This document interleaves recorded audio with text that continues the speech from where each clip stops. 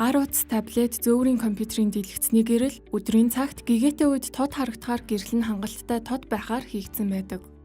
Хүний бие унтах, сэрүүн байх зэрэг тодорхой цагийн хэмнэлийг дагдаг аж. Харин шөнө унтахын өмнө дэлгэц ширтснээр бие махбод унтахад бэлдэж байсан бол эсвэргээрээ сэрүүн байх тохиог тархи хүлээн авдаг байна.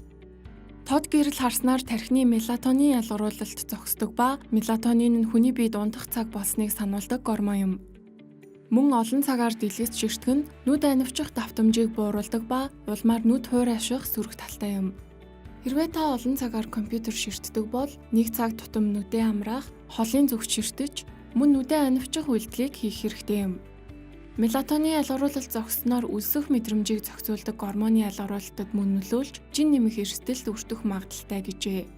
Хангалттай нойр авч чадахгүй байх нь тархин дахь хэрэггүй болсон мэдрэлийн эсүүд буюу нейротоксин хуримтлагдаж, шинжлэгдэж чадахгүйд хүрдэг байна. Тогтмол цагт унтаж, тогтмол цагт сэрэх нь хүний биед тодорхой цикл тогтоож өгдөг ба уг цикл алдагдсанаар нойргуудах, эсвэл нойроо дийлж чадахгүй болох гэх мэт сөрөг үр дагавар гардаг байна.